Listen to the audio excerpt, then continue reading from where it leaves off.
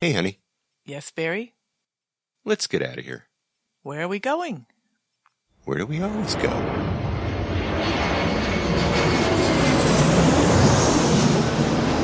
Fascina el viento, este ritmo de palmas, sin naturaleza, hasta encontrar la playa. Por eso grito al mundo, yo soy de Puerto Vallarta. Samba de Puerto Vallarta, noche de arrullo en el mar. Samba de Puerto Vallarta. Hello, fellow travelers, and welcome to this episode of the Puerto Vallarta Travel Show. I'm your host, Barry Kessler, and I am just so happy to be introducing you to my favorite vacation destination. Hey, maybe it's even yours, and that's Puerto Vallarta, Mexico. That music you're listening to is performed by Alberto Perez, and Alberto is the owner of the Lapa Lapa group of restaurants.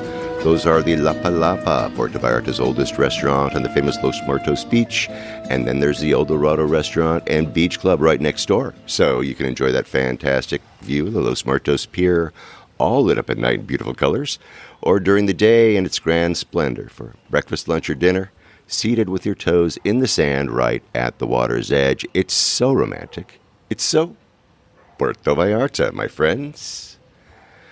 This week, the recording is going to sound a little different. I'm not in my studio at home in Los Angeles. I am in Puerto Vallarta, and I'm on the rooftop here in the city of Pityal, little place here in Puerto Vallarta. And this week, so you're going to be hearing stuff, okay? You're going to be hearing roosters, probably. You'll be hearing motorcycles. You'll be hearing cars going by. I'm going to do my best to filter that out so it doesn't bother you too much. But hey, I'm going to do my best to bring you the show when I can. So here we are. And this week we're going to be heading over to Boca de Tomatlan. We're going to head south of Puerto Vallarta. We're going to have a roundtable of sorts. My buddy Polly, who has been on the show a couple of times now, currently lives in Boca de Tomatlan. And Polly was kind enough to put together a group of expats who love the village and love the people and actually choose to live there along the Rio Horcones. So we're going to be talking with Brian Law, Sherry De Lorenzo, Michael Haywood, Joe Vela, and Ron Sedgwick. We also have a Boca native, Cesar Palomera, and Cesar is from the restaurant El Huichinango, which we're going to be eating there.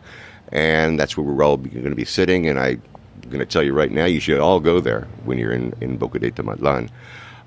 Anyway, all of these wonderful, wonderful expats have chosen Boca de Tomatlan as the place to live in Puerto Vallarta, and just because they love the people, the lifestyle, the little jungle village by the Rio Horcones, it's just fantastic. So anyway, I had a conversation first with Mario Cesar Morga. He's our Panga captain in Paradise.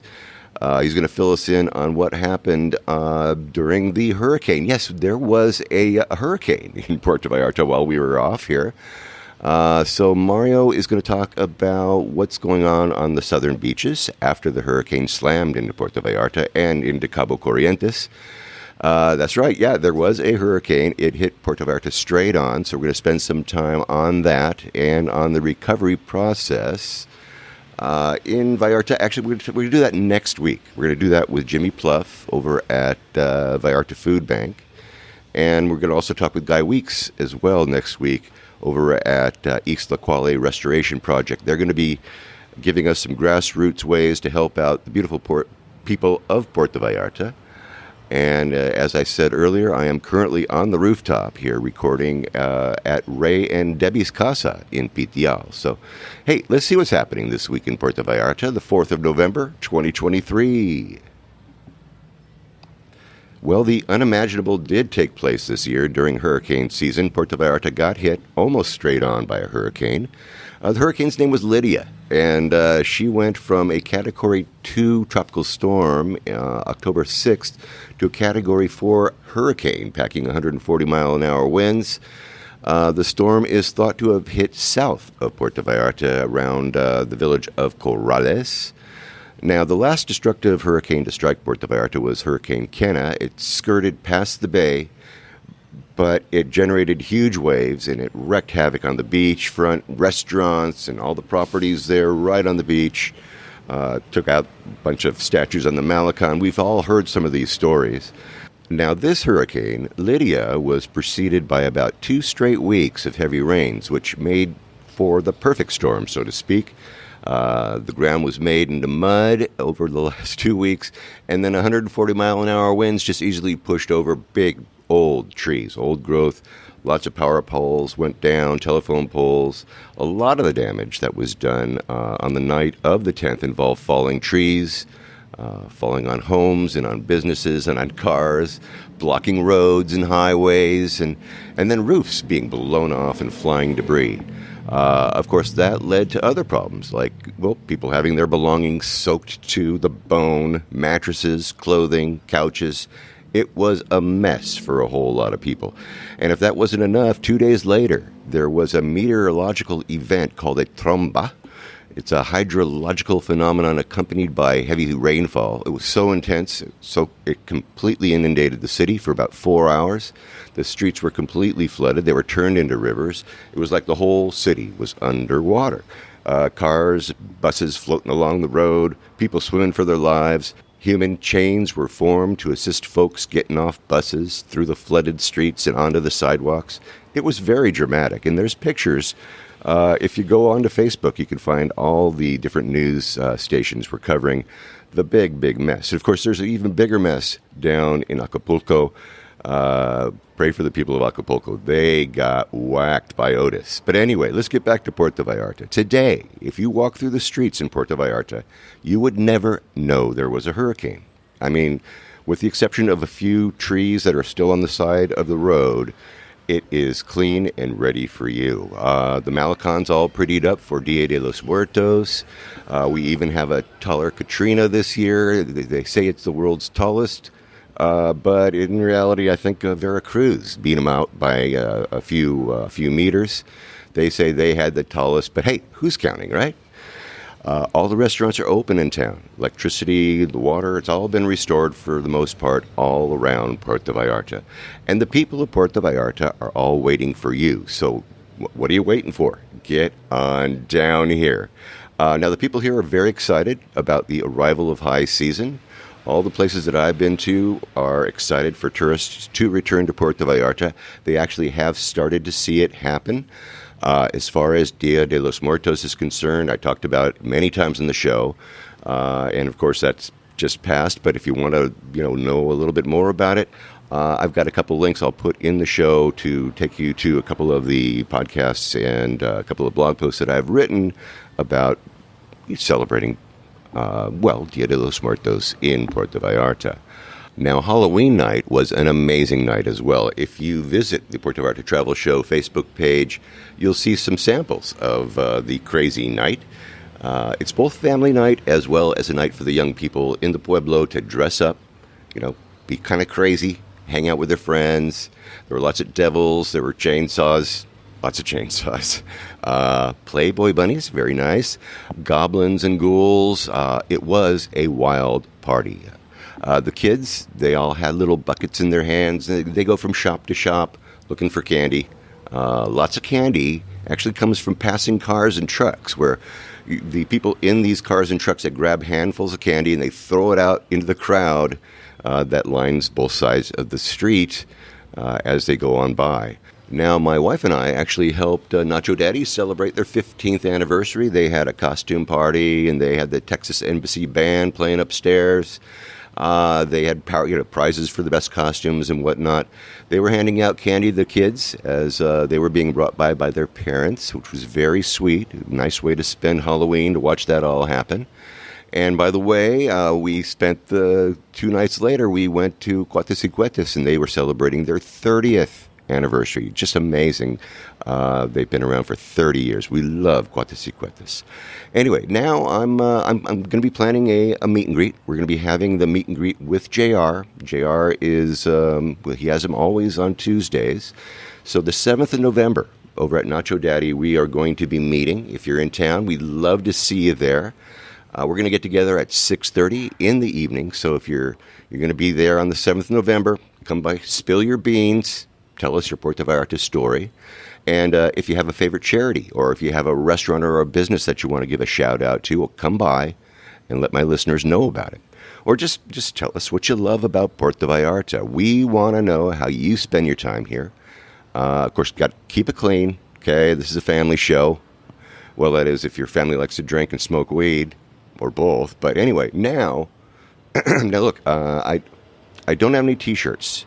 I didn't make any up this time down, but to give out to people who come to the meet and greet. But I'll tell you what, if you come to the meet and greet, I've been creating some jewelry. I don't know if you know or not, but I was in the jewelry business for many years before I started selling houses, and I've been making some pretty little dichroic glass jewelry. So anyway, if you come by, I got some pendants and some earrings I'll give away. I'll give you some bling that you can wear in paradise if you stop by.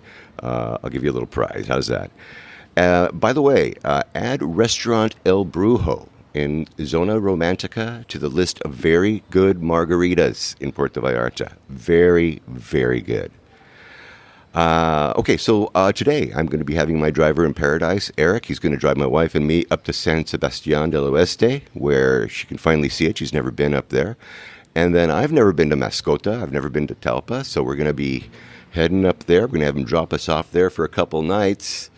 And so I will be doing some interviews up there, and I'm going to have a report for you when I get back from the Sierra. I talked with a dude who has a cure for cancer this trip. I mean, you guys think that I do nothing when I'm here. You guys think I just, drink margaritas and stuff like that. But no, I mean, I get pitches from all kinds of people. This guy, cure for cancer, right? You have no idea the people I get to talk to. Anyway, I told him that I'd love to interview him, but I might get him killed. We'll see. I don't know. What do you guys think? Anyway, next week we will have more information for you regarding the hurricane recovery along the bay. Like I said, if you were to come here today and walk down the street, you would never know that there was a hurricane that hit Puerto Vallarta last month. First up, I want you to hear from Mario. Mario is going to tell us what happened during the hurricane down in Boca de Tomatlan. I spoke with him 2 Sundays ago, right? So this has been a while, guys. I'm sorry about that. But anyway, since we are going to Boca for this episode, I thought I would make sure that there was still a Boca de Tomatlan to go to after the hurricane, if you know what I mean. So let's go by phone right now to Boca de Tomatlan, and let's hear from Mario Cesar Morga in Boca de Tomatlan, Caba Corrientes, and Puerto Vallarta, Mexico. All right, so Mario, tell us what's going on in Boca right now after post hurricane. Yes, we are ready. We are ready to have clients, tourists. We already cleaned the beach, all the tourist area. Yeah. It was a lot of wood from the river and from the ocean too. I'm glad this hurricane have only wind, not too much rain. Yeah. The day the hurricane hit us, it was only wind, lots of wind, strong winds, but no rain, not much rain. Wow. Okay. Yeah, I'm glad because imagine wind with rain, more damage. Of course. Now, a lot of the damage I saw was caused by the wind and trees and falling big trees and stuff like that. Is that what happened down in Boca? Yes, that's where it's happened. The same thing. A lot of roof from sheet, like a tile sheet. Uh-huh. They fly. They fly all over. Yeah. So lots of houses who has panels, solar panels. Oh yeah, Solar. solar panels. They took a beating, huh? Yes, man. So, and those solar panels, they hit other cars or other houses. Oh, wow. Yeah, imagine those things flying over 120 miles per hour. Amazing. Yeah, that would do a lot of damage. Someone could get killed from something like that. I'm glad we don't have any hurt, no people hurt. Everybody was safe in town. Good. I don't hear any bad news about the hurricane kill people. So Okay. I'm glad everybody evacuate on time, Yeah. And everybody was in houses uh, under safe, safe. Yeah. Yeah. So what about the bridges over in Boca? Are they that one bridge that was there? Is it still there? Yes, it's still there. The hanging bridge, Yeah. no damage. Oh, The path to Colomito, Las Animas is cleaning. Well, it's not clean yet, but they're cleaning. okay. Cool. They're So they're working working. on it, huh? Yeah, in a few days it's gonna be open. I hope Yeah. another 5 days it's gonna be open. Yeah. Excellent. Excellent. How about the other? How about the other beaches like Mixto? Now I saw that they had some real damage down in Yalapa. No, not really. I No. went there. Yeah. I went there. Uh, and Animas no damage. Kimisto no damage. Yelapa choose a little bit damage at the Okay. restaurant areas, but they work on it, and I think they're gonna be ready tomorrow or one day after tomorrow. Pisota no damage. The more damaged town was Corrales. Corrales. They usually Corrales. they get hammered all the time. Yeah. What happened there? Well, it was where they feel the winds stronger Uh, because I think that area. That's where hurricane hit. that's where it hit in That was, Corrales. yeah. So all the roof fly over, all the roof of the houses, you know, Yeah. uh, and a lot of trees saying, but the road was closed for a few days. Maybe the road to Corrales to Tuito, it was closed for maybe 4 days. Okay. The access was only for by boat. Wow. Okay. So, and speaking of that, then how about Tuito and Tehuamixtla? What kind of news you get from them? Yeah, Tuito had a lot of damage too. A lot of trees fell, Uh, and yeah, and a lot of the electric system, like a CFA, it was collapsed for a few days. They wow. don't have electricity. I'm glad they have already electricity. Yeah. Yeah. That's amazing. That's amazing. That's a big place to lose electricity, huh? Oh yeah, it's a lot of people. A lot of grocery stores, a lot of Yeah. So commercial things. not good. Not good. You have to throw away some stuff, when you lose electricity like that, huh? Then on the highway from Miss Maloya to Boca, it was a big slide, Yeah. mud slide. It was closed the highway for several days too, but now they're open already another line. It was only one line, Uh huh. and they stop the cars for 2 3 hours, and then let you go, and then stop again because they was working. Yeah. But finally yesterday, after 8 days, well 9 days, they opened the other line, but they still working on the big mud slide. But I think in 2 3 days more, it's gonna be free all the highway. Amazing. Amazing that they're getting that done so fast.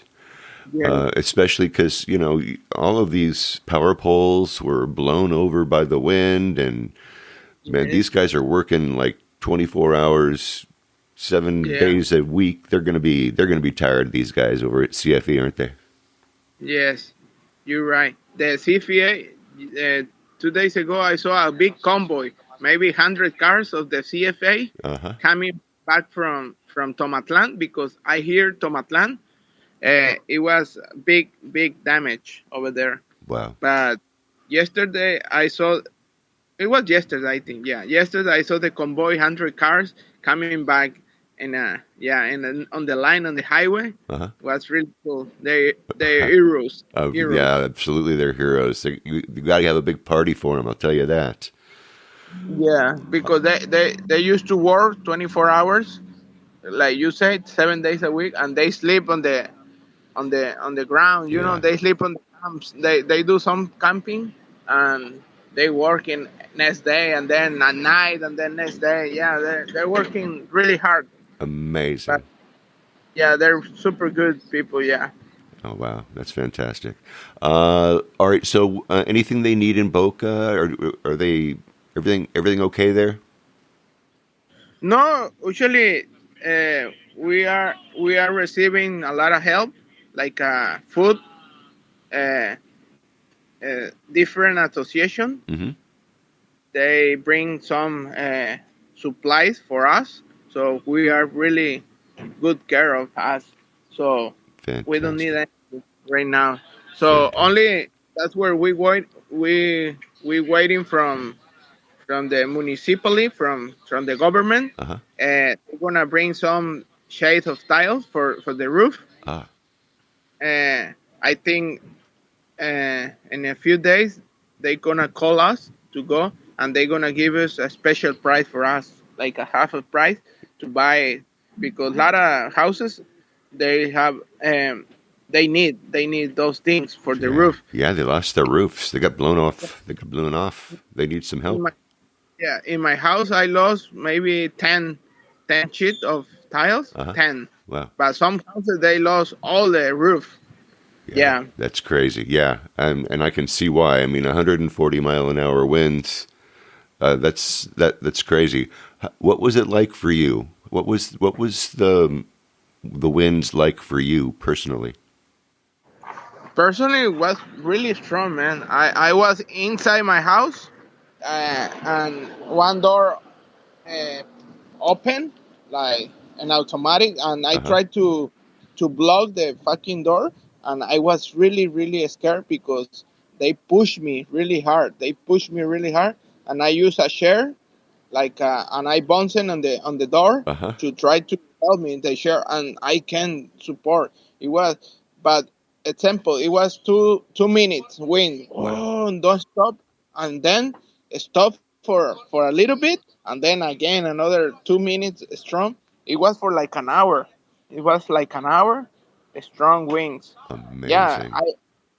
I felt really scared. And the other hurricane hit us. It was not too much wind, only waves, big waves. The example, the Hurricane Kenneth Uh-huh. destroyed Puerto Vallarta because the waves. Yeah. It's a big tides, big waves. So that will destroy Vallarta, but not too much wind, not too much rain. So this hurricane, no wind, no waves, but lots and lots of winds. It was Lots of wind. different. Yeah, Yeah. it was different. Yeah. Well, it was straight on, man. It hit you guys right on. So it must have been so frightening, and I'm so glad you're okay, But and your some family. yes, yeah, anybody no hurts. So, and I want to tell something important. We are ready for tourists, and Boca is ready, and uh, all the beaches like Animas, Quimisto, Yelapa, they're ready also for tourists. We are more than ready. Okay? Fantastic, fantastic. That's what we all want to know, Mario. Other than the fact that you're safe and that you're doing Yeah. well, we're very happy to hear that we can go and have a fun time when we get to Puerto Vallarta. Yeah. Mario, thanks for filling us in. It's really important news for my listeners. And hey, brother, I'm going to see you. I'll see you in a week or so. I'm going to be down there. So thanks for the Yeah. news, and we'll see you soon. Okay, buddy. All See right, you brother. soon. Thank you. Have a good day. Bye bye. Thank you, Super Mario. Thanks a lot, man. I have all of Mario's contact information in the show notes for you if you need a pung-up pilot in paradise. That's a lot of peas. But anyway, if you do, make sure you get a hold of Super Mario. He's your man. Now, let's get to the interviews that I did during the roundtable. I got a message from Polly, and I've had Polly, like I said, on the show a couple times. Polly is now living in Boca de Tomatlan, and she asked me if I could come on down to Boca and have a roundtable discussion with some of the people that live there about the needs of the community. These expats love the place, they love the people, and they made it their permanent home or their place in paradise when they come to Puerto Vallarta. So we all met at a beach restaurant called El Pochinango, and we talked while we enjoyed beers and margaritas and delicious seafood from the restaurant. I interviewed all those folks who wanted to share their experiences, and then I edited them, and then I placed them in no particular order right into here. So we're going to be talking with Brian Law, Sherry De Lorenzo, Michael Haywood, Joe Vella, Ron Sedgwick, and Cesar Palomera, who talk about the coolness of living the jungle life, about the intricacies of working with two municipalities. They've got Cabo Corrientes, and then they've got the municipality of Puerto Vallarta on the other side of the river. And anyway, they talk about their plans for some fundraisers to help the people of Boca de Tomatlan. So let's not waste any more time. Let's go right now and hear the interviews, shall we? Jerry, thanks for coming on the show today. Thank you for having us. I've had your husband on the show, but I've never had you on the show. I'm Yeah. so happy to have well, you here. He talks more than I do, and that means he talks a lot. Yeah, yes, he does. Yes, he does. Well, tell us a little bit about yourself. Where are you from, and what was your path that led you to Puerto Vallarta and then finally to Boca de Tomatlan? Nick and I were from San Diego, and we needed a quick getaway about 25, maybe 30 years ago, and we happened upon this little town. I wanted to see where they filmed Night of the Iguana because I'm an old movie buff.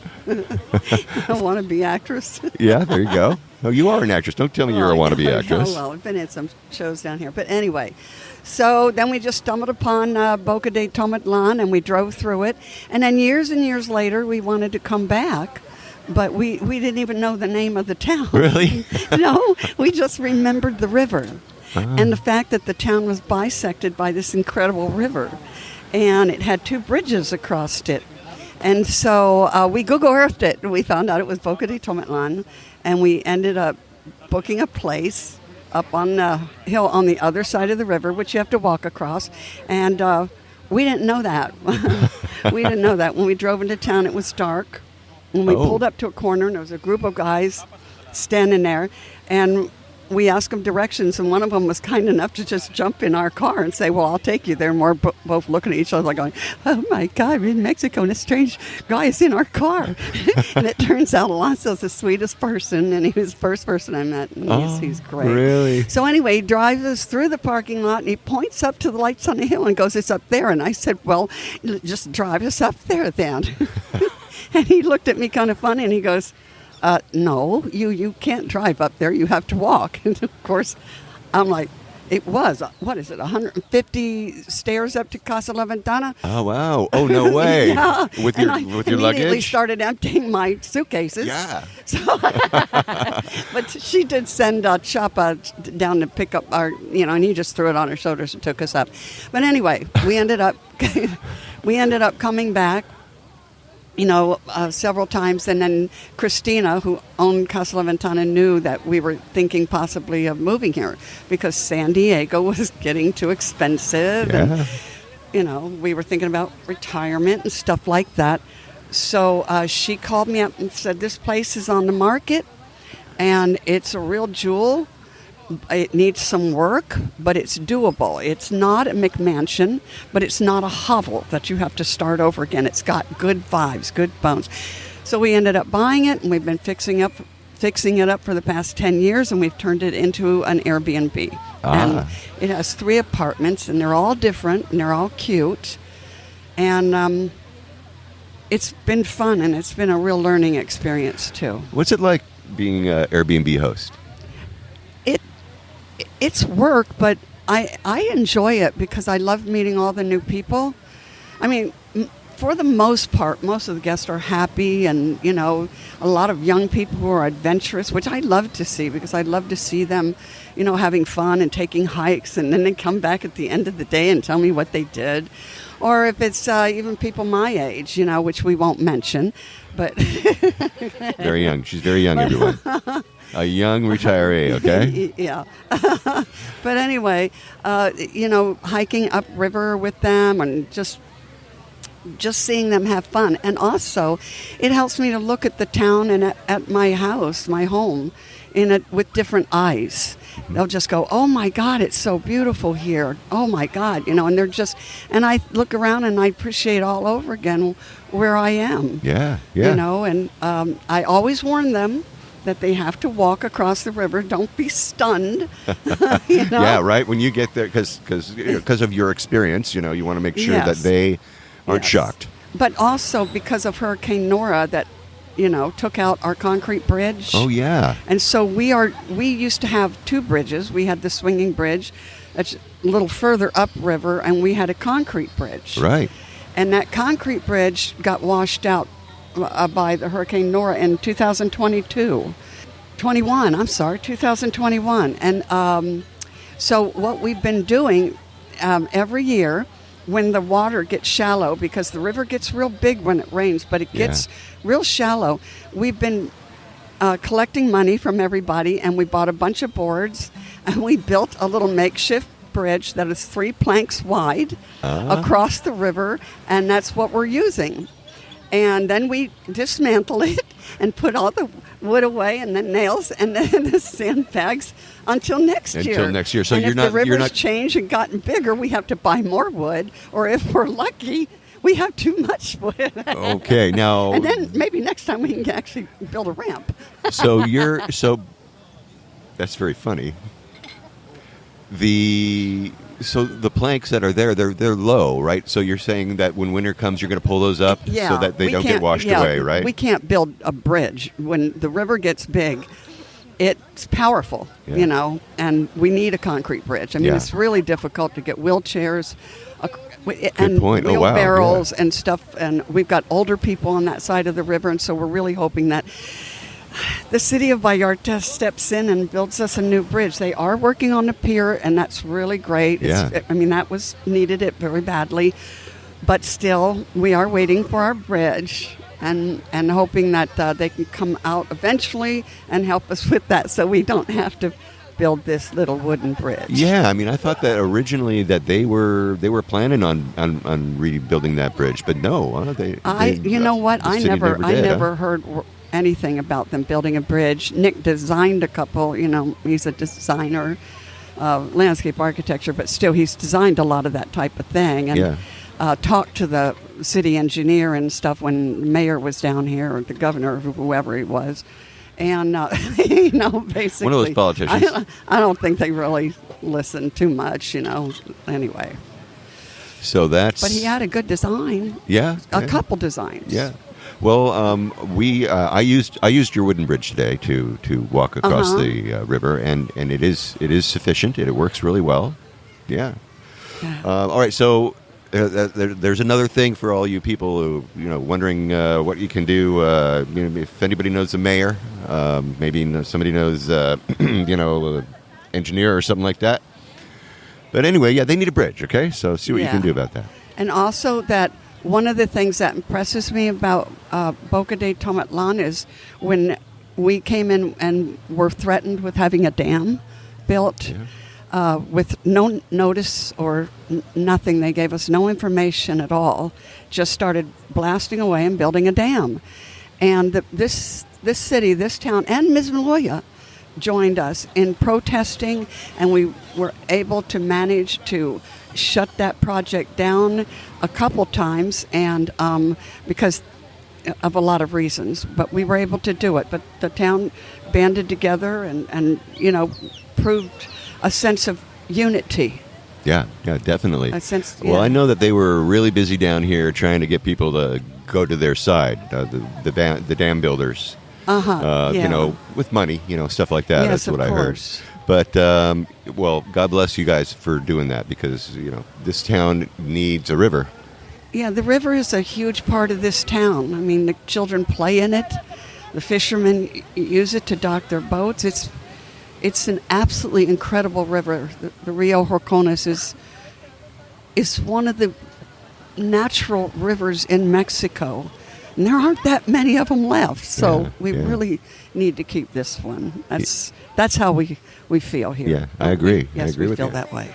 All right, let's go into Puerto Vallarta for a minute. You've been in several theaters. You've been in several productions. Well, when I first came out here, Danny Manini was building Act 2 Entertainment, and I didn't know anybody, and I figured it was a good way to get to know people, so I went and auditioned for a part in a play, and then I got a part, and I ended up being in a show for every season, and sometimes two, for 10 years. Yeah. Wow. 10 yeah. years. All right. So Act 2 is we've been to Act 2 on the show. Is there a theater? Maybe I shouldn't ask you this. Is there a theater that you like to act in better, or have you been No, to any others? You know what? It's almost talking apples and oranges, because they all have a different kind of thing. What Act 2 has is they have a large theater where they can put on large productions that involve a lot of people and gives a lot of opportunity to the young Mexican talent that's out here. And frankly, it's a lot of young people with music and dancing, and I'm pretty much not going to get parts in this anymore. we need to get something with an old lady, but no, I have had parts. I had to work at making myself look old. Yeah, I could see that. You would have to. Let's stay in Vallarta just for a couple of minutes. You got any favorite restaurants? No, I don't, because I haven't been to all that many restaurants. You haven't? But I do. Because you cook at home. Yes, I cook a lot. Yeah, okay. But I do love I love Encanto, because, it's just a plushy little bar, and, they have things without, no covers, and then they have some that are covers, like tonight, which I'm going to. And the Palm has some wonderful entertainment, and it's more where you're sitting and watching, where other venues are where you can sit at a table and talk and chat and stuff like that. So they're different kind of venues. Okay. And I loved being in the shows, and I loved some of the parts I was in, and yeah, I do miss it, but it's also a lot of work, and I'm not sure I can really have time for that anymore, because I'm so busy here. Yeah. You're a Airbnb host. Yeah. Hostess. Yeah. Oh, Yeah. It's a lot of work. All right, so I'll take the links for your Airbnb property, and I'll put it in the show notes. So if somebody wants to stay in your place, all right, they can find it. Well, right? Thank you. All right, That'd so be very I'll have nice. that and make sure Very you got nice. that. All right, let's come back to Boca. Are you planning on growing old and dying here? Yes. I want my daughter to inherit the place. She's been out a number of times with her friends that I watched grow up, and they all come out. I'm the cool grandma that lives in the jungle, okay? No kidding, yeah. I can tell you what. I'm the cool mom, cool grandma that lives in the jungle. The cool, pretty mom. So she'll take it over when we're done. She loves it here. Oh, fantastic. Loves to come out. All right, you got plans. I like that. Yeah. All right, very good. So, is there anything else that you wanted to talk about? Yes, there is. Boca is a beautiful town, but one of the problems we have is there's a lot of garbage that is sitting on the ground, and the garbage trucks come in and they pick it up. But in the meantime, the dogs and the cats and the chickens and the rats are all getting into it, and it's spreading all over the place. Yeah. And it's odd, because we actually did have donations for a garbage structure from the Santa Barbara Committee, which is a sister city to Vallarta. We had the funds. They love Boca, and they wanted, to help. Yeah. And so we said, well, we need a garbage structure. And my husband, Nick, is a landscape architect, but he's done a lot of parks and recreations, and these are the kinds of things he designed. So he designed a really nice little structure. And our plan was to use that money to build the structure for the people on the other side of the river, because we don't have trucks that come and pick up our stuff. Right. We have to come and bring it somewhere. Yeah. And so this structure was actually hooked into the sewer system so that nothing would flow into the river. And we applied for a permit. And it took a while. And you have to have all your paperwork right. And, Yeah, sure. I had to make real simple English and then have it translated into Spanish, but it was okay. And then we got the permit.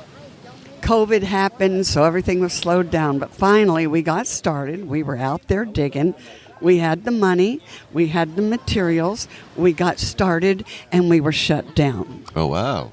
Really? Yeah. Who shut you down?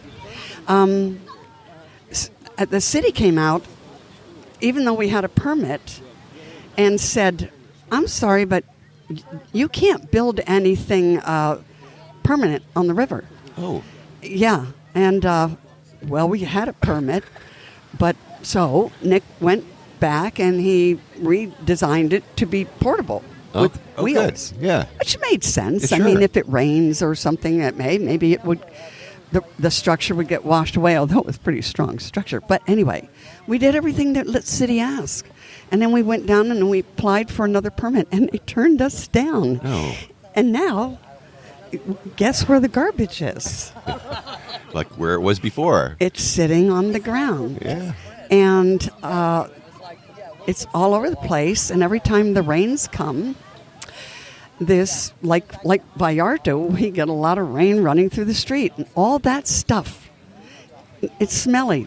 I mean, the tourists have to walk by that to get to the bridges. So it's not a really good introduction to Boca. No, it's not. No, Yeah, it's not. and Well, I've shame read on on- them for shutting that down.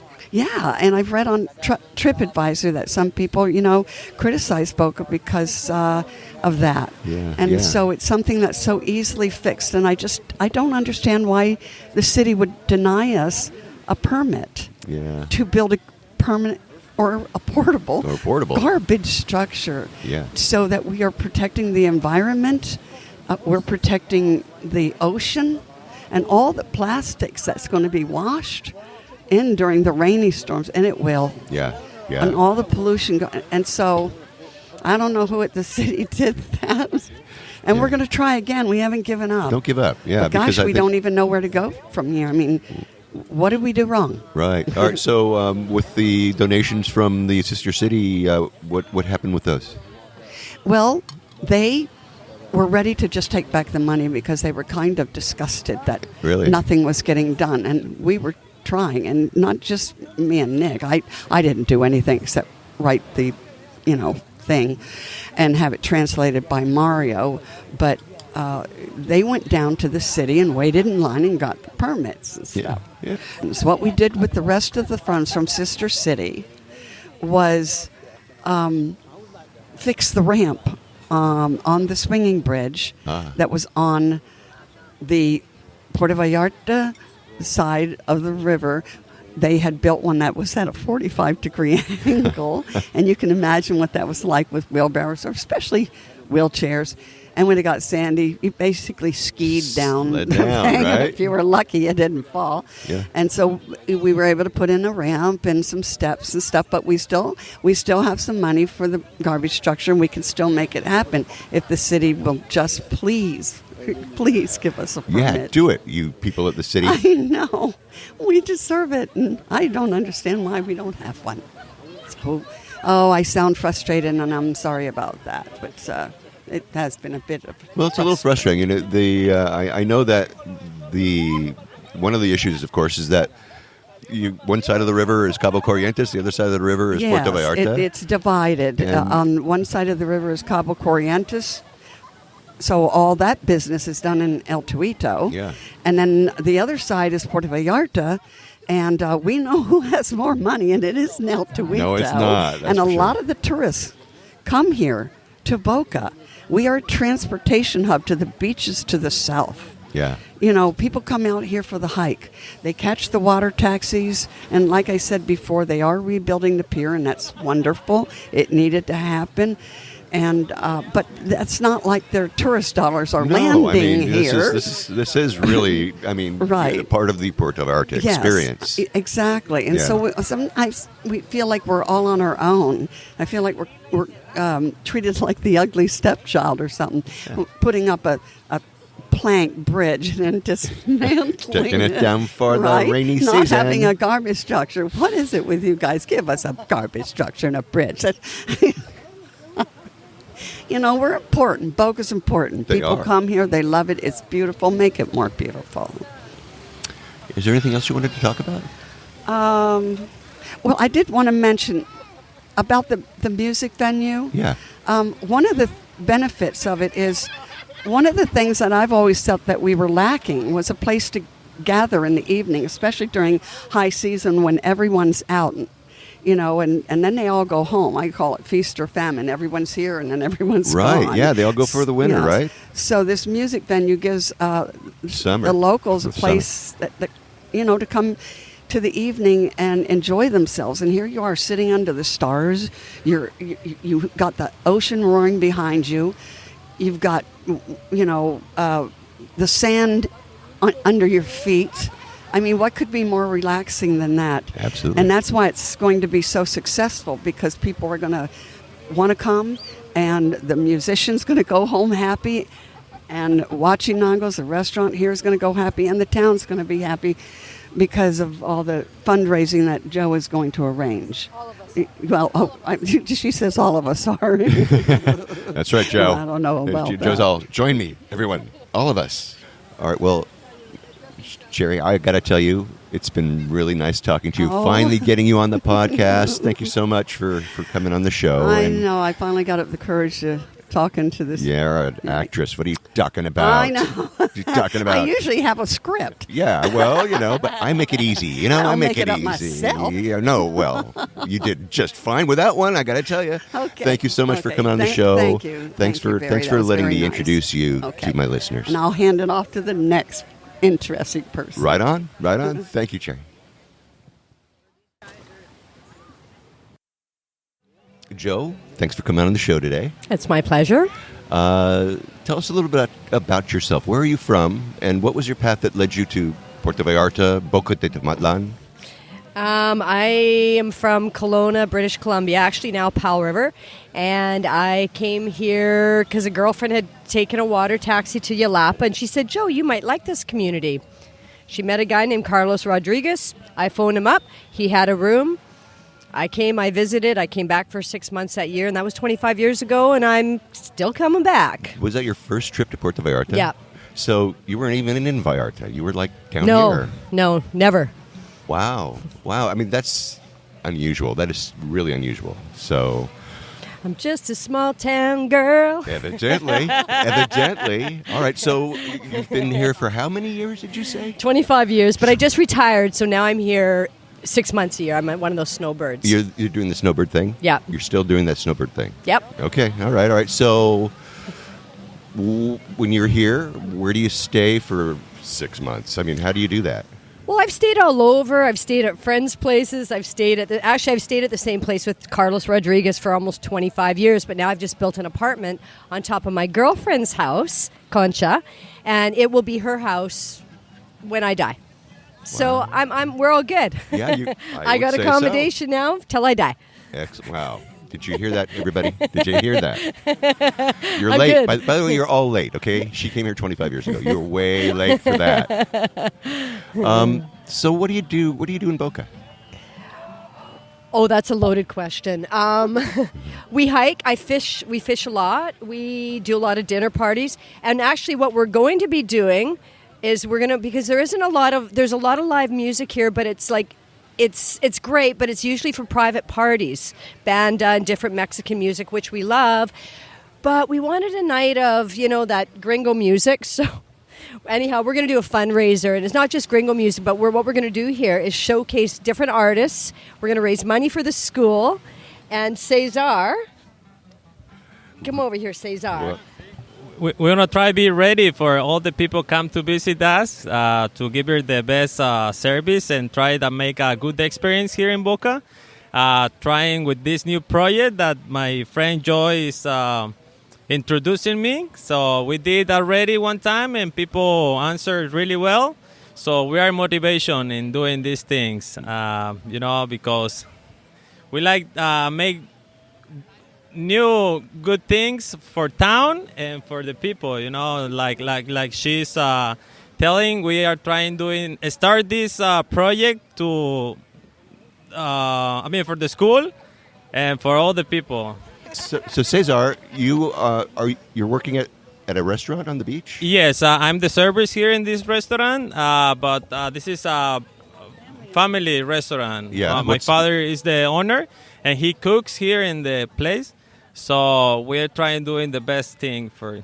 What's the name of your place? El Huachinango. El Huachinango. By- What does that mean? red snapper. Yeah. And that's the specialty. You know, it's really nice here in Boca de Tomatlan, because we have fishing mans that take care of our fish every day. So we take from these guys and we sell it to the people right here. You get like the freshest fish in town, Exactly. don't you? Amazing, Exactly. right? And right to your table, right? Yeah. They're almost still breathing. Exactly. No, all right, that's fantastic. All right, so tell us a little bit about Huaychinango. Tell us about the restaurant. What kind of it's seafood? Yes. What would you say is the most popular dish that you serve here? Oh, we all the time offer to the people, especially that this red snapper that we call zarandeado style. It is a big snapper to share 2 or more people, depend the size of the fish. So this is really popular in this area. We open the red snapper like a butterfly. We cook on the charcoal with the barbecue salsa that my father makes here in the house. And the other thing that this likes love, I mean, the people like is the coconut shrimp that my father make here in El Huachinango, in Boca de Tomatlan. So those are your specialties, eh? Yes, coconut shrimp and the red snapper. Wow. All right. Fantastic. And of course, you actually have a bar here, right? You're serving alcohol. Yeah. Yeah, I make good margaritas. I've been told, like in Puerto Vallarta, that's the most dangerous drink to drink around here because they're pretty strong, right? Yeah, exactly. Yeah, I like make happy my friends. Of course. There you go. Just remember that there's sand you're walking on, okay, when you get up. So, be steady when you're walking to the bathroom or wherever you're going. Yeah. Tell us a little bit. Do you have brothers and sisters that work here too, or is it just you and your dad? No, me absolutely. This business started with my older brother and my father. But my older brother, he took a project for himself and he moved to Puerto Vallarta. Mm-hmm. So now we are taking care of the place, my father, a cousin, and me. Okay. And sometimes we have helpers. So do you want to say something nice about your brother's restaurant?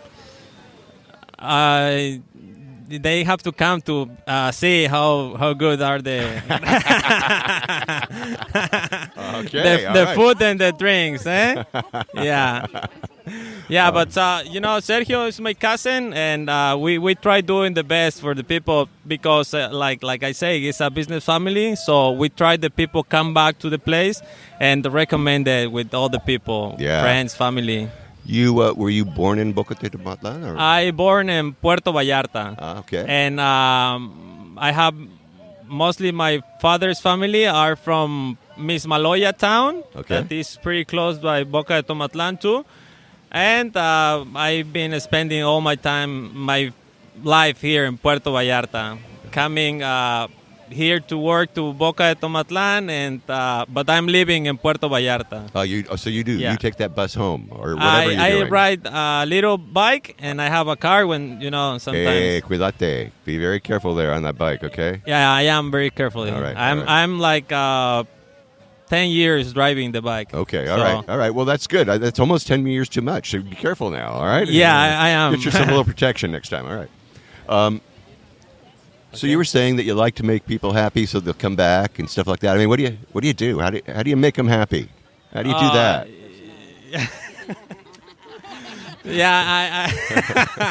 No, I all the time. He's very guapo. He's very guapo. Okay, we got that. Already. Oh yeah, you make me blush. Eh? That's right. Absolutely. It's a good color. It's a good color on you. Yeah, all the time, we try to have the best, more positive attitude with the people.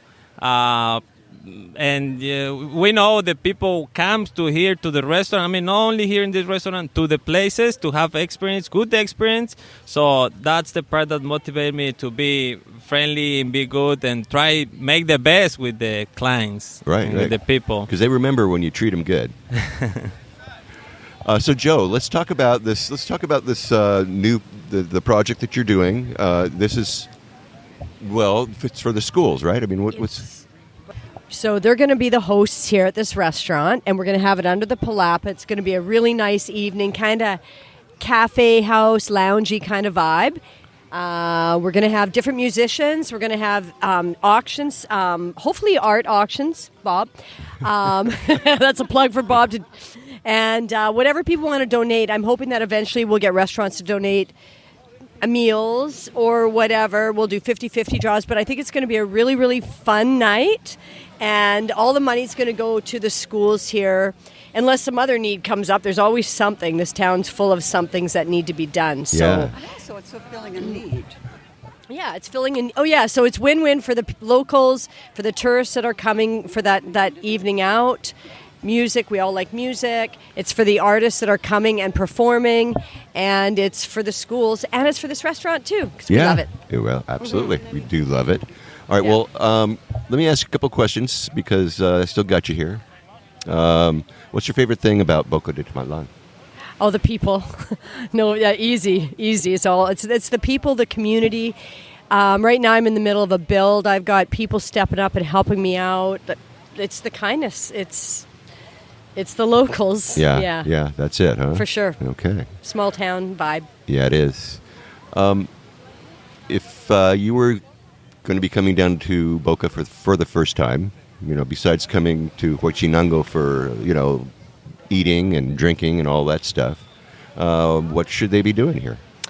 Well, the hikes, the boats on the coast, the fishing. There's hikes either way. There's river hikes. There's little towns to visit. You can go to El Tuito, which is a really cool town. There's the botanical gardens.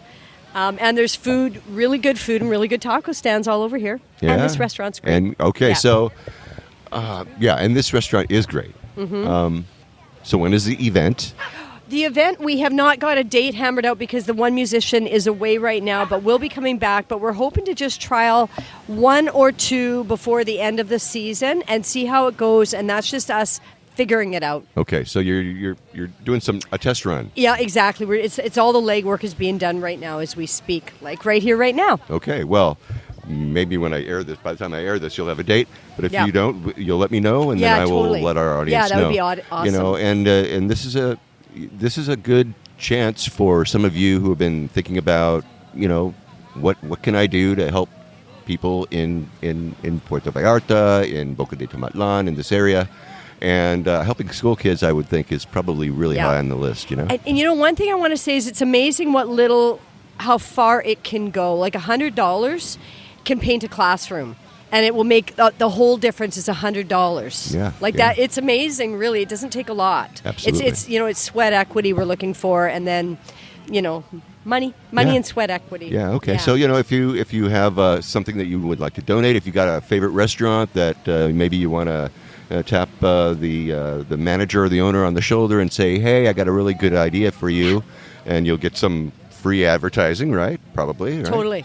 So keep that in mind and contact Jo. I'll have her contact information in the show notes. Of course, you can find that at www.puertovallartatravelshow.com. Jo, thanks for taking time out of your busy day. I know we're all just drinking here on the beach, but it is a busy day, and I thank you so much for joining us and talking with my my listeners. I really appreciate it. Okay, thank you. Michael, thanks for coming on the show today. You're welcome. Tell us a little bit about yourself. Where are you from, and what was your path that led you to Boca de Tomatlan? Well, I'm from Atlanta, Georgia, and my wife is from Texas. We met in Florida. So she was a nurse, a pediatric ER children's nurse. Uh-huh. And she was working in one of the hospitals.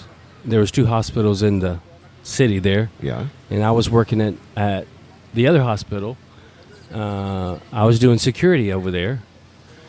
And every winter we would come to Mexico for the winter, and we liked it. So then she retired as a nurse, and she wanted to travel as a travel nurse. Okay. Oh, yeah. And so every time she would pick a job, it would be on the border. So we could go across the border and do humanitarian work, I guess. Yeah. Just help out. Right. So we started in a little clinic in Nuevo Progreso, and we were there for 6 months. Now tell everybody where Nuevo Progreso is. That is in or near McAllen, Texas. Okay, so it's right over the border. Mm-hmm. Okay. So during the 6 months, we were helping in a clinic that we had a doctor. It was off. In Nuevo Progreso, in Mexico, but it was right on the border. So we had access to some prescription glasses for children. So we would go to the schools. There was 26 schools around there, and do eye exams for the children. And then there was always 2 or 3 students in every classroom that needed glasses. So then we would go back to the Lions Club, back into the States, and they would help us out with supplying the glasses. Yeah. So then we would take them back and get them fitted for the child, bring them actually into the clinic, and in the clinic we had other doctors that were they were all Mexican doctors, and then it was also American doctors and volunteers who helped there. Mm-hmm. So that's where it started, and we liked it. Yeah, it's kind of nice to have people like the fact that you're there, right? Bringing them some services and doing nice things for them. Yeah, it is nice. A lot of people are afraid to go across into Mexico, especially right in the border. Right. The media tells you it's dangerous. And it's like one guy, we had a little village there in Nuevo Progreso, a group, and we were going to do a Christmas dinner, and we needed $500. So I said, well, I think I could raise this money pretty easily. So I'm going to go to 5 different dealerships on the Texas side there and ask for $100 each. And I did that. One of the guys, and it was pretty easy. 2 days I had the money. Right, sure. But one of the dealerships, one of the decision makers, he said, Michael, why should I give you $100 to go help the people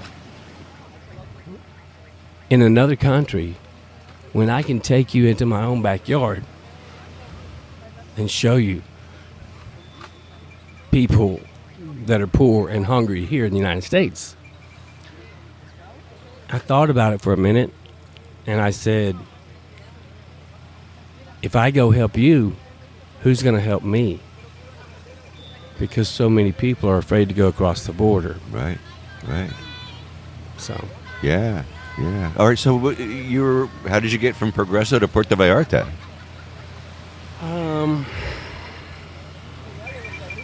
Following everyone else, I guess. Right. Puerto Vallarta is the place to be. Yeah. So how long ago did you get here? 4 years. 4.5 years. Yeah. And what do you do? Now you're in Boca. Have you always been in Boca, or were you in Vallarta Pretty and moved much. to Boca? For 3.5 years we've been in Boca. Right there, right in the outbreak of the COVID-19. Yeah. We decided, actually Mexico was kicking everyone out, and we didn't want to go. So some places down here opened up for us because everyone else was going home. So we made the venture down here and quarantined for 2 weeks, and then came out like a turtle out of its shell, and it seemed like everybody welcomed us here, and it's our home now. So you now, you and your wife, are you still doing that kind of volunteer service that you did before? Here in Boca. Yeah. And we are in the school system. Okay. We teach 4th. Well, I kind of. She is the teacher more so. She teaches 4th, 5th, and 6th grade. So she's fluent in Spanish? She speaks enough Spanish to teach. Okay. To teach good. English as a second language. Good. Very good. And we have a YouTube channel. It's called Classes de English, Boca de Tomatlan. Okay. So I'll have a link to that in the show notes so you can take a look at that. And it's, where to find it at www.puertovallartatravelshow.com. So is there just one school in Boca? There's 2 schools there. We teach at the primary school right here on this side of the river, and on the other side there's a secondary school. I think it goes up to 9th grade, the secondary school over here. Right. But we're at the primary school. On this side. Mm-hmm. On the elementary school. So I understand from Joe that you are kind of like one of those guys who is donating a little bit of sweat labor to basically improve things at the school. Yes, at the school. That's a story. Okay, working at those 26 schools on the border, after coming to this school and after being at those schools and then coming to see this school, it was an eye-opening experience. This school, the story behind this school, I don't know how to get it, because it's right on the line of Cabo Corrientes. Right. And this is a lot of ejido land here. Yeah. So Puerto Vallarta, they're limited in what they want to do because the people here are limited to what they want them to do. If they give them too much, so they're a little suspicious of the yes. Yeah. So therefore, it's a mudslinging contest back and forth. Right. Yeah. Kind of, and nothing gets done. Yeah. Very little gets done. So when I saw this school here, I actually cried. It was the worst school I had ever seen in my life. Wow. Wow. So what are you doing? What kind of improvements are you making? Well, when you say the worst school, I mean, tell me, what were the conditions like? What are you talking about? Well, right now I'm in the process of fixing all of the sinks in the bathroom. There's a bathroom that they use. It's kind of like outside, and there's no running water, and you have to turn the water down below. And then the sink that they use, it has a big hole in it that is really sharp. Oh, the ceramic's really sharp. So I'm in the process of replacing that sink and fixing all the water. And before this, we had some holidays. What holidays were it? The last holidays we had, my wife and I went in there and repainted the library, which we are using for a classroom. So the paint was peeling off the walls. So we repainted. And through donations from the paint, we were able to get all the paint. We had to buy a little bit of paint, but not much, maybe $25 worth. Right. And then we had a really small whiteboard. So with donations, we were able to put a large whiteboard. It's 16 foot long. Oh, wow. It's a beautiful room now. Yeah. So, and then that's just the first room. I have 6 more rooms. 6 more to go. Yeah. Well, we've got some fundraiser coming your way, I understand. So that sounds great. Maybe they'll help you. Do you ever look for volunteers to help you out with that kind of stuff? I do. Yeah. Always. Okay. So when you get that when you get that money and you need some help, you'll let me know, and I'll make an announcement to the listeners. I will. I sure will. Okay, because people they like to donate their time when they're in the town. A lot of people are living here full time. Heck, what do you got to do? Come on over here. Come to Boca. We would love it. We want a garden. We want all kinds of things. There's a lot of property there that could be used. It's just if I should make a video and send you guys to a video of how it looks. Yeah, maybe you can do a little before and after for me on that other room. I'll put it in the show notes. So yeah, if you will put together a video, you let me know. Email it to me, and I'll take care of it. I'll do that. All I'll right. do that. Thanks. All right. Fantastic. You kidding me? Well, thanks for what you do. Oh, it's a pleasure. Yeah, it really is. It's amazing. It really is amazing. You and your wife have huge hearts. Huge hearts. I don't think it's amazing. It's it just is. Yeah, it is. It's fun. Yeah, it's fun, right? All right. Did you hear that? It's not amazing. work. It's It's just fun. fun. All right. Very good. Well, also volunteers for an What are you doing? What are you doing in Vallarta?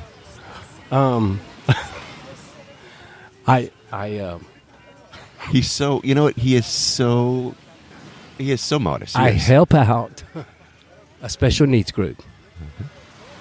Who are they called? They're called Including Us, Incluyéndonos. Okay. Which means including us in Spanish. It's a young adults special needs group. Fantastic. Well, God bless you once again. That's all I got to tell you. Now tell me a little bit about it. Do they have like a school? Do they have classrooms? What do they have? What do they have there? Well, they have a special needs school here in Vallarta, and after the children get out of that school, the parents, what do you do with them? Yeah. And they want to be included in society. They want to earn money just like everyone else. So our group takes them and finds a way for them to earn an income. Right now, every Saturday during the winter, we work at we have a tent at the Olis Atlas Saturday Market in the Zona Romantica. Mm-hmm. We're selling aprons, and we're selling bags. Everyone's using bags. Everybody needs them. Everybody needs a bag. So we're doing really well. Last year, we sold out, and I was determined not to sell out this year. So last summer, while everyone was gone home, I collected $500 to buy more materials so that we would not run out this year. Right. However, I was told last Saturday we have 7 aprons left, which it's good. It's good. It's great. fine. yeah, that's fine with you, right? Yeah, we're selling aprons, and it's doing really well. It's been a good year. All right. Well, they're almost out, so you look for them next year. Maybe if you'll be doing it next year, right? We'll be doing it. We're going to be making bags and aprons for sure. Right. Well, you'll then look for Michael. He'll be over in the Saturday market over at Tile Park, and check him out. Help him out. The special needs kids and special needs adults are very, very close to my heart. Very, very indeed. So I really, really appreciate what you're doing there. It's crazy what you do, man. It is. It's not crazy. It's fun. Well, it's a fun kind of I love crazy. this group. If you should come over there, I have a lot of fun. I meet a wonderful people like you who come up and we talk. And gosh, it's like it's a wonderful experience every Saturday, meeting people from all around the world who want to help. Yeah. Help the cause, and it's successful. Well, that's fantastic. Well, thank you very much. I'll have links to all of those programs in the show notes if you're at all interested in those. And Michael, thank you so much for talking with us. Thanks for coming on the show today. Thank you, Barry. Thank you so much. Thanks for all you do. Brian, thanks for coming on the show today. Thank you for having us. Tell us about yourself. Where are you from, and what was your path that led you to, Puerto Vallarta or to Boca de Tomatlan? Well, I live in Winnipeg, or outside of Winnipeg, Manitoba, in a little town called Cartwright. It's a farming community. 20 years ago, my wife went on the internet and looked for a place outside of Puerto Vallarta because we'd been there for 2 years, and we wanted something a little quieter and off the beaten track, and came up with Boca de Tomatlan. And we've been back here for 20 years. For 2 weeks when I was working, and now that I'm retired, we come for 2 months. Wow. And it's, as Joe says, because of the people. It's a beautiful spot. It's really quite quiet. I like to come down to the beach in the morning and read. Very good. And my strongest feeling about Boca Tomatlan is that Boca picks its own. And so the people that are here because Boca has picked them to be here. Mm-hmm. And that's all I want to say. Well, Barry? I love that. That's pretty fantastic. But before you go away, Yeah. when you stay here, where do you stay? How do you do that? We've stayed at a bunch of places, like Joe. We've been at the hotel lately, La Posada Pacifica, and it's a self-contained apartment, and we just love it. But we spend most of our time outside on the balcony or down here at the beach. This area here, it seems to be kind of suspended in time a little bit. You know, there isn't a whole lot that changes, but you've been here for so many years. What's the biggest change that you've seen here? Biggest change is the dogs. When we came down here initially, there were all kinds of dogs running around, and they were getting pregnant and having puppies, and it was a real concern. I mean, when people were here, they fed them and looked after them, but then they started a program, and the dogs got spayed, and the vets came out and volunteered their time, and now we have a real nice community of dogs. And I mean, it's a funny one to say, but that is one of the biggest changes I've seen over 20 years. Very interesting. Well, yeah, you know what? I actually have to agree with you. The same thing was happening in Puerto Vallarta, and now it's definitely changed. That has definitely changed. Yeah. Well, thank you so much for talking to me, Brian. I really appreciate it. That's all you really wanted to say. But so there. Yeah. Thank you very much for having me. I really appreciate it. Thanks so much for talking with us. Bye now.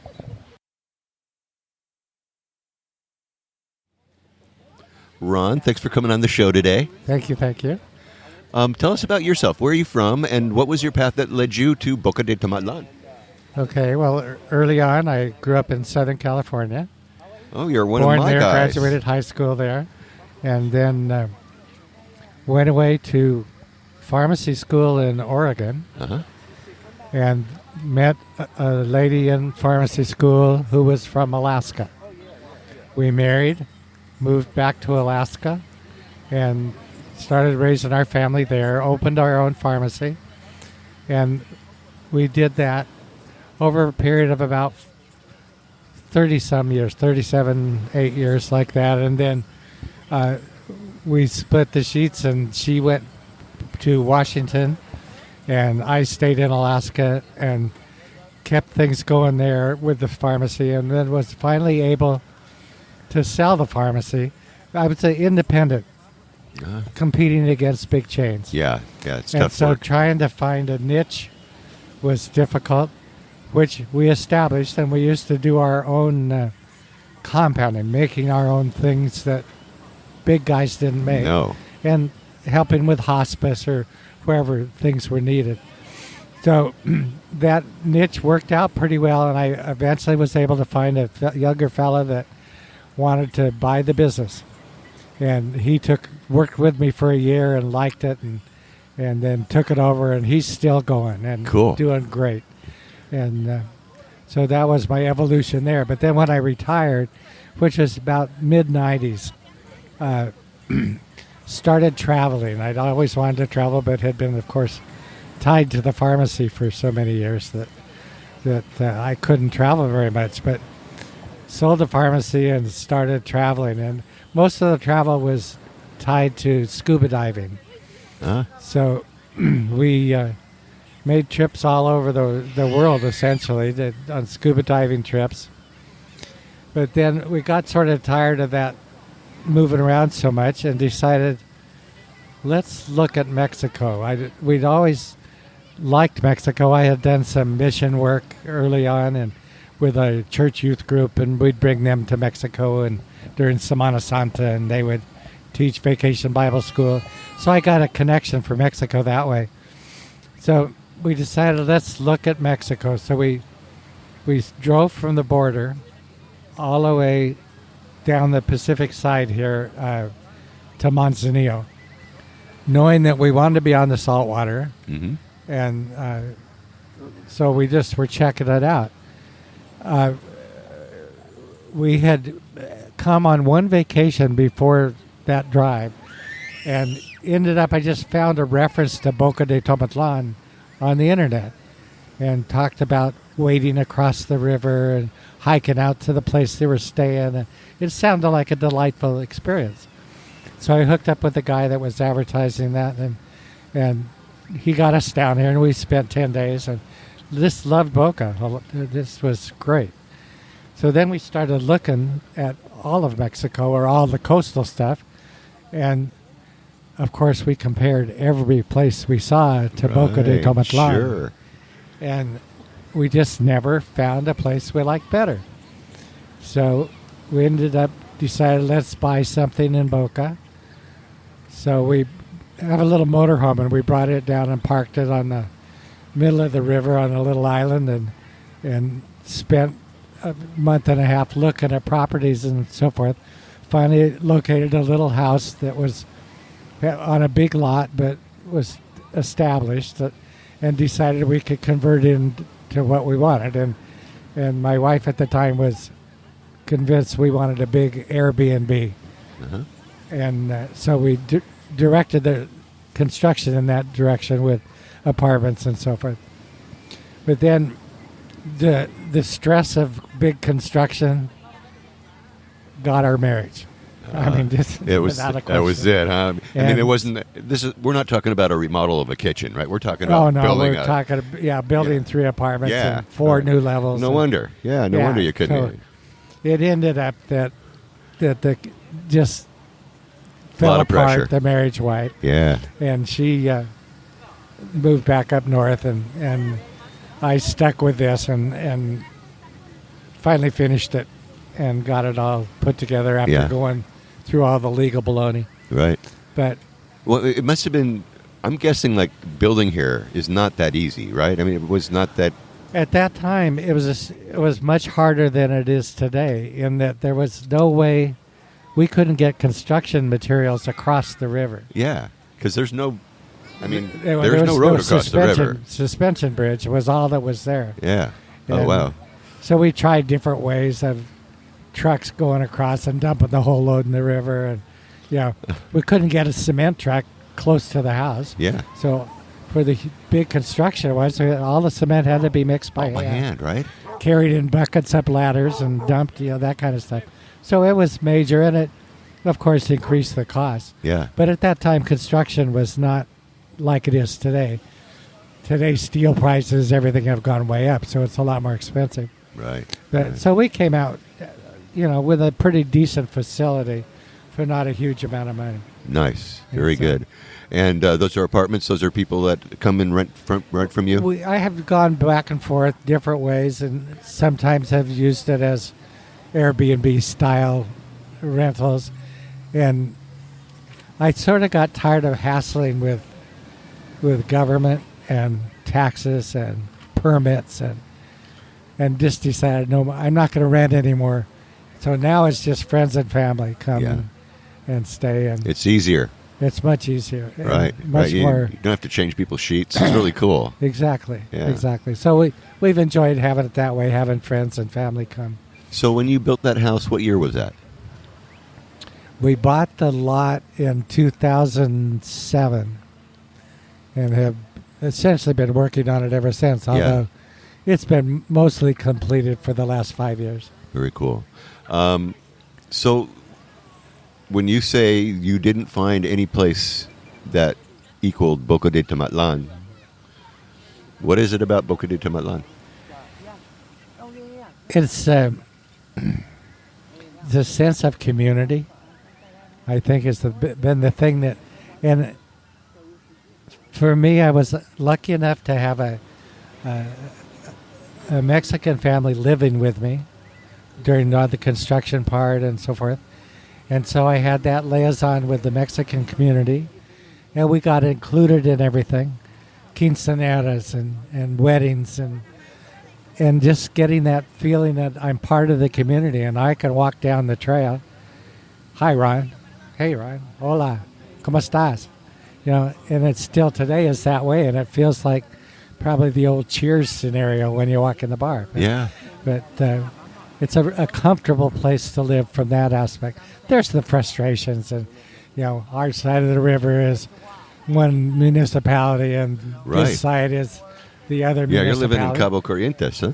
Yeah, we're Cabo Corrientes, and this is Puerto Vallarta, and then we've got the Ejido in the middle of it. So you've got 3 different government entities that you're dealing with. So it gets frustrating, but it's overcomable. Right. And people work pretty well together. And we have solved a lot of problems. And, our big thing was when they were going to build the dam and take away our river, and that was huge because that would have been the end of our community. And we beat that down at least temporarily. Right. Yeah, you never know. They might be raising their ugly head, and before you know it. We lucked out and got it stopped. But so it's changed a lot over the last 4 or 5 years. I mean, we see more and more Mexican tourists from all over. Mexico City, Guadalajara. Every weekend is loaded with nationals here on the beach. It's not where it used to be. Most of the tourists were from north of the border. Yeah. Not that way anymore. Not anymore. So the word got out. The mix has changed, and it's sort of exciting from that aspect. But, of course, then if you don't like to see a huge amount of development, that might bother you. But, no, it's a good thing for us all. Absolutely. Wow. Yeah. Do you have difficulty finding tradesmen to come and help you do repairs on your house while we're kind of in the middle of nowhere. To find, we're lucky enough that right here in Boca, there's quite a few pretty expert workers in various fields. When I was doing the major part of the building, I had 4 crews. I had a head man for each crew and helpers, and it was quite an organizational thing. But today, if I have a small job, I just ask my gardener, who do you think could handle this? And pretty soon we got somebody out there doing the job. And so you sort of build up a repertoire of plumbers and electricians and tile layers or whatever. Right. And then it works out. But I would say 85% comes from the community. Yeah. All right. In Boca, there are no grocery stores per se. Where do you shop? You go to like the little tienda, little itty bitty places. We have three little mom and pop grocery stores that have, or 4 actually, and from the assortment there, we can get almost everything we need. Although we do our go to town shopping and make our excursion to Costco occasionally, or right. Walmart occasionally, and pick up things that we can't get here locally. Okay, but you can basically stay here without having to get the heck out. You could stay here right? for weeks and weeks, and you're not going to have everything you could buy at La Comer, but you're going to survive. Sure. You can have all the tortillas you want, and and all the local food and all the great fish. Come down here to the beach in the morning, buy fresh fish. So it's a good so deal. if you're living here, you can buy fish off the fishermen here at the beach? We can buy the fish from the fishermen in the mornings. Uh-huh. We have a little carniceria, a little meat market that has good stuff. We have a fruit and vegetable market. Uh-huh. Yeah. All right, so you got everything. And then lots of little places to eat. Taco stands, and here Ramon's Huanchinango restaurant is I've been hanging out here for 20 years. Yeah, they know you. They know your name. Oh, they when do. You walk in here. They do. They treat us so well. Yeah. That we just always come back here automatically. And there's our group of expat friends that are here every season. Right. So you get to know each other and you look for each other. And then we during the summertime sometimes get together. We have friends in Canada. We'll go hang out with them in Canada, or that kind of thing too. The people that we know from here in Boca de Tomatlan. Yeah, fantastic. Wow. If someone's coming here to Boca de Tomatlan for the first time, and what is it? The one thing that they should be doing here?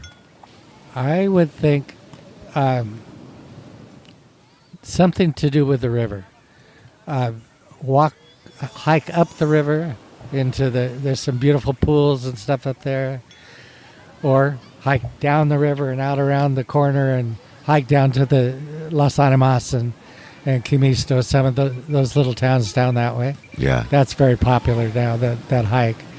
But observe nature. You don't have to go far up the river to start seeing things that you don't see everywhere else. Yeah. Armadillos or Wait a minute. Did you say armadillos? Do they have armadillos on this river? Well, they're alongside the river. Well, yeah, I'm not in it, but yeah. Really? Okay. No, we do. There's armadillos, and there's those cotamundi, raccoon kind of a thing.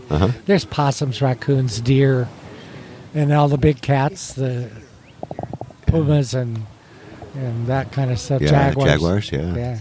So Wow. it's interesting that way. We're not very far from Vallarta, 45-minute drive, but it's day and night difference. Yeah, it is. In the country. It is. Yeah. Is there anything that you wanted to add about Boca or about Puerto Vallarta before we say goodbye? I have a way different lifestyle, of course, than I used to, spending winters in Alaska. Yeah, my gosh. So I usually am here for 6 to 8 months, depending on the year. And the rest of the time in the summertime in Alaska, which is the best time there. So I've really got the best of both worlds.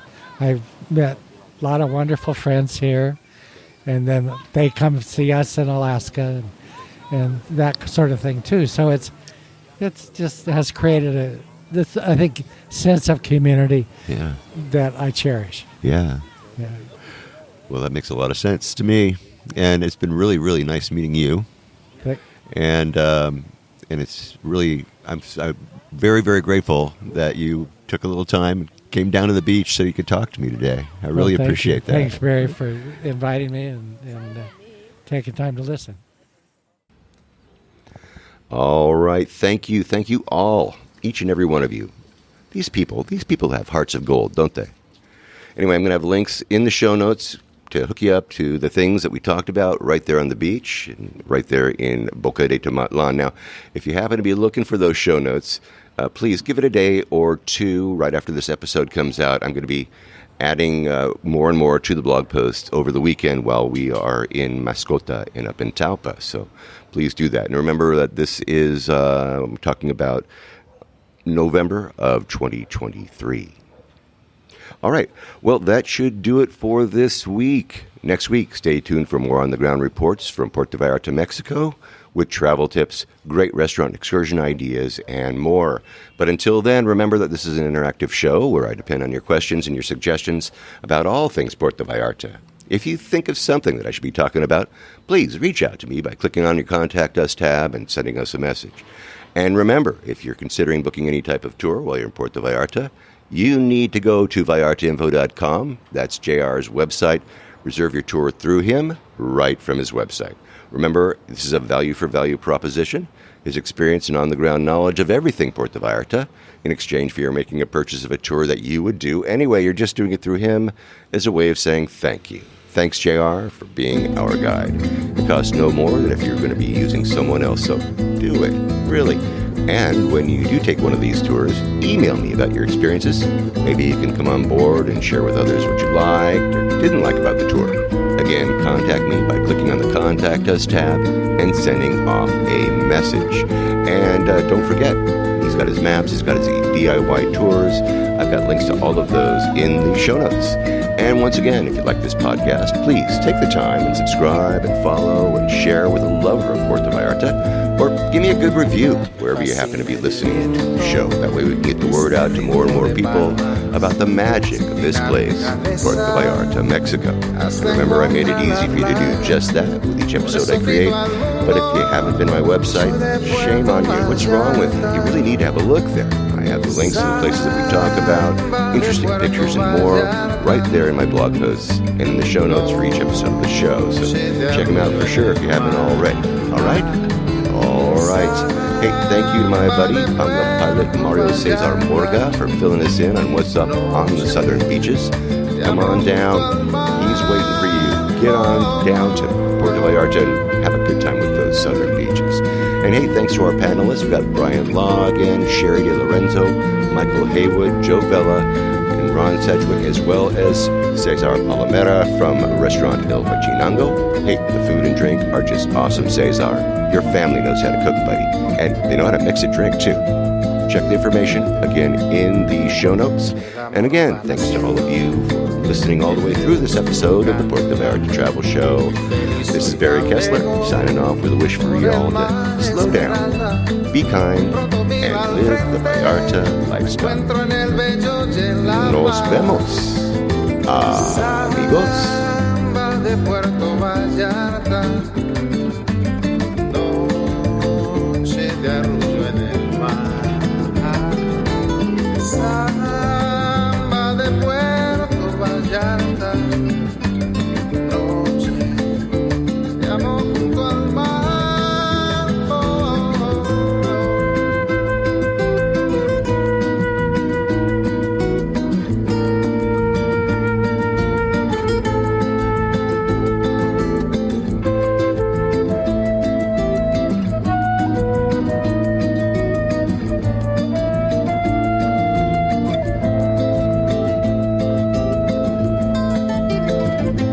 Solo camino eterno por la playa, me encuentro junto al río cuando todo está en calma.